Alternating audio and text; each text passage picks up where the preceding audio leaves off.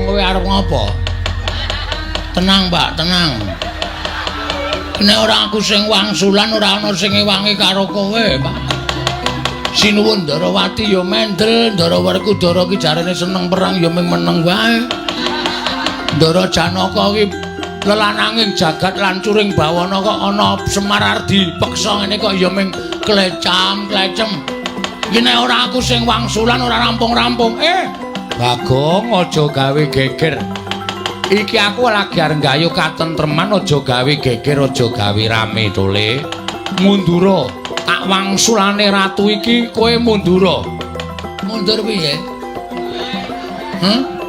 Mundur piye aku tak takon. Saiki aku tak takon karo kowe, kowe sapa? Aku bapakmu.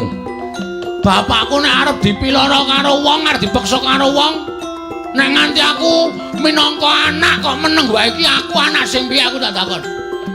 Aku kudune nglindhungi karo kowe. Nek aku ora pengin dadi regejegan. Iki ora arep dadi regejegan.